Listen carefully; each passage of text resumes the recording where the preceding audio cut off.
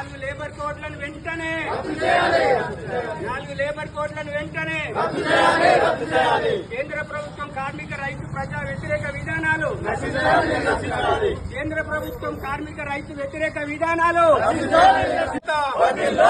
కార్మికుల ఐక్యత ప్రతి కార్మికునికి హెల్త్ వ్యతిరేక 4 లేబర్ కోడ్లను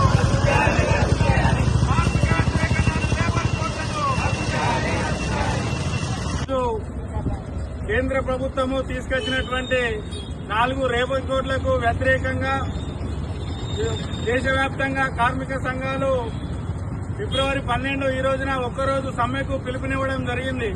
ఈ సమ్మెలో భాగంగా మనము బెజ్జంకి మండల కేంద్రంలో సమ్మెలో వివిధ రంగాలటువంటి కార్మిక వర్గం అందరూ పాల్గొని విజయవంతం. ముఖ్యంగా కేంద్రంలో ఉన్నటువంటి బీజేపీ ప్రభుత్వము కార్మిక వర్గాన్ని నిండా ముంచి కార్పొరేట్లకు అనుకూలమైనటువంటి విధానాలు తీసుకొస్తా ఉన్నది. మరి ఈరోజు కేంద్ర ప్రభుత్వము 29 కార్మిక చట్టాలను రద్దు చేసి 4 లేబర్ కోడ్లుగా తీసుకొచ్చింది.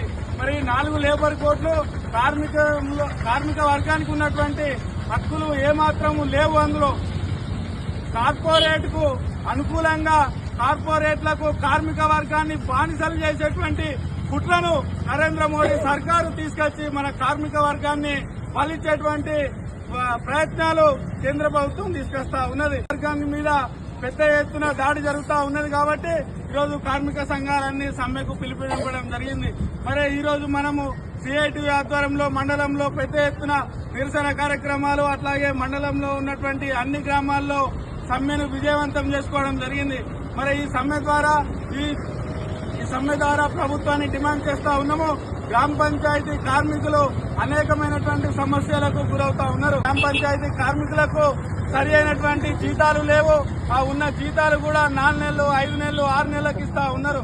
మరి గ్రామ పంచాయతీ కార్మికులకు నెలకు 26,000 కనీస వేతనం ఇచ్చి ప్రతి నెల మొదటి వారంలోనే చెల్లించాలని సిఐటి మండల కమిటీ పక్షాన డిమాండ్ చేస్తా ఉన్నాం. అట్లాగే వారికి హెల్త్ కార్డులు ఇచ్చి వారికి మరియు వారి కుటుంబ సభ్యులకు అందరికీ కూడా ఉచితంగా వైద్యాన్ని కూడా ప్రభుత్వమే అందించాలని మనం ఈ మెజ్జంగి మండల కమిటీ తరఫున ఈ సమ్మె ద్వారా డిమాండ్ చేస్తా ఉన్నాం. మరి అట్లాగే అమలు కార్మికులకు కూడా సంక్షేమ బోర్డును ఏర్పాటు చేయాలని, వారికి హెల్త్ కార్డులు ఇవ్వాలని, అట్లాగే 50 సంవత్సరాలు నిన్నటువంటి అమలు కార్మికులకు పెన్షన్ కూడా ఇవ్వాలని ఈ సమ్మె ద్వారా ప్రభుత్వాన్ని డిమాండ్ చేస్తా ఉన్నాం. అట్లాగే ప్రభుత్వము మరి ఈ సమ్మె ద్వారా డిమాండ్ చేస్తా ఉన్నాం.